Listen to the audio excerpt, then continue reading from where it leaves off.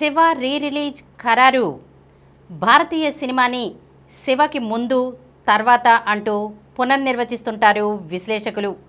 అంతగా ప్రభావం చూపించిన ఆ సినిమా 1989లో ప్రేక్షకుల ముందుకొచ్చింది. నాగార్జున కథానాయకుడిగా నటించగా రామ్ గోపాల్ వర్మ దర్శకుడిగా పరిచయమయ్యారు. అమల కథానాయిక. అన్నపూర్ణ స్టూడియోస్ పతాకంపై అక్కినేని వెంకట్, యార్లగడ్డ సురేంద్ర నిర్మించారు. ఈ చిత్రం 4K visuals, Dolby Atmos sound తదితర అత్యాధునిక హంగులతో సరికొత్తగా ముస్తాబై మరోసారి ప్రేక్షకుల ముందుకు రానుంది.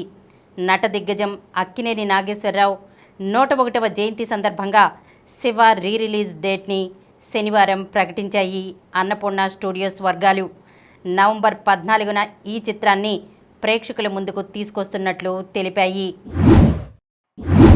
ధనుష్, నిత్యా మీనన్ జంటగా నటించిన చిత్రం ఇడ్లీ కొట్టు.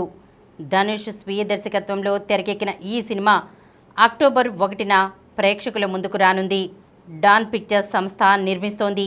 ఈ సందర్భంగా శనివారం చిత్ర బృందం అధికారిక ట్రైలర్ను విడుదల చేసింది. ఈ ట్రైలర్ మిషన్లతో అన్నీ చేసేయొచ్చు అంటారు, కానీ రుచి అనేది మాత్రం మనసు పెడితేనే వస్తుంది. జీవితంలో మనం చేసే పనిని ఆదాయం కోసం మాత్రమే కాదు, ఆస్వాదిస్తూ కూడా చేయాలి. ఆ ఇడ్లీ కొట్టంటే మా ఊరోళ్ళకి సెంటిమెంట్ సార్. దమ్మిడికి పనికిరాని వాళ్ళ నాన్న ఇడ్లీ కొట్టు కోసం వాడు చావడానికి కూడా సిద్ధంగా ఉన్నాడు లాంటి సంభాషణలతో ఆకట్టుకుంటోంది. ఇందులో ధనుష్ తన వ్యక్తిత్వం కోసం ఉద్యోగాన్ని వదిలి తండ్రి వారసత్వంగా వచ్చిన ఇడ్లీ కొట్టు నడిపే సాధారణ వ్యక్తి పాత్రలో నటించి ప్రేక్షకుల్లో ఆసక్తిని రేకెత్తిస్తున్నారు. మోహన్ లాల్కు దాదాసాహెబ్ ఫాల్కే అవార్డు. మలయాళ అగ్రకథానాయకుడు మోహన్ లాల్కు అరుదైన గౌరవం దక్కింది. చిత్ర పరిశ్రమలో ఆయన సేవలకు గుర్తింపుగా 2023 సంవత్సరానికి గాను ప్రతిష్టాత్మకమైన దాదాసాహెబ్ ఫాల్కే అవార్డుకు ఎంపికయ్యారు. ఈ నెల 23న నిర్వహించనున్న 71వ జాతీయ ఫిల్మ్ అవార్డుల ప్రదానోత్సవంలో మోహన్ లాల్కు కేంద్ర ప్రభుత్వం దాదాసాహెబ్ ఫాల్కే అవార్డును అందజేస్తుంది. ఈ మేరకు కేంద్ర సమాచార ప్రసార మంత్రిత్వ శాఖ శనివారం అధికారికంగా ప్రకటించింది. మోహన్ లాల్ అసలు పేరు మోహన్ లాల్ విశ్వనాథ నాయర్.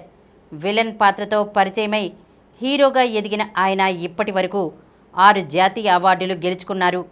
2001లో పద్మశ్రీ, 2019లో పద్మభూషణ్ అవార్డులతో మోహన్ లాల్ను భారత ప్రభుత్వం సత్కరించింది. 4 దశాబ్దాల సినీ ప్రస్థానంలో మోహన్ లాల్ 400కి పైగా చిత్రాల్లో నటించారు.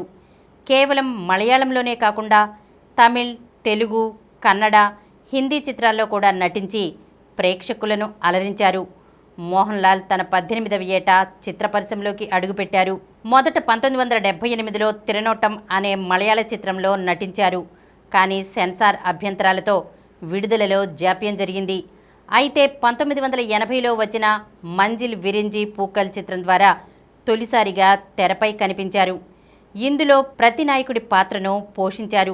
అప్పటి నుంచి పలు చిత్రాల్లో విలన్, ద్వితీయ శ్రేణి నటుడిగా పాత్రలు పోషిస్తూ చిత్ర పరిశ్రమలో తన స్థానాన్ని నిలుపుకునే ప్రయత్నం చేశారు. అయితే 1986లో వచ్చిన రాజా వింటే మకన్ చిత్రం ద్వారా మోహన్ లాల్కు స్టార్డమ్ లభించింది. అక్కడి నుంచి సినీ ప్రయాణం నిర్విఘ్నంగా కొనసాగుతూనే ఉంది. తెలుగులో మొదటిసారిగా 1994లో వచ్చిన గాంధీవం అనే సినిమాలో అక్కినేని నాగేశ్వరరావు కుమారుడిగా అతిథి పాత్రలో కనిపించారు. ఆ తర్వాత 2016లో చంద్రశేఖర్ ఏలేటి తెరకెక్కించిన మనమంతా చిత్రంలో పూర్తి స్థాయిలో నటించారు. ఆ తర్వాత జనతా గ్యారేజ్, కన్నప్ప చిత్రాల్లో మోహన్ లాల్ నటించారు. ఈ కార్యక్రమం మీకు ఎంతో నచ్చింది కదా. ఇటువంటి మరిన్ని వీడియోల కోసం అనతి కాలంలోనే 20 కోట్లకు పైగా వ్యూస్ సాధించిన సమరం ఛానల్ సమర్పించు సమరం సినిమా స్క్రీన్ ఛానల్కు సబ్స్క్రైబ్ చేయండి, లైక్ చేయండి, మీ ఫ్రెండ్స్కి షేర్ చేయండి. అలాగే ప్రక్కనున్న గంట సింబల్ని ప్రెస్ చేయడం మర్చిపోకండి.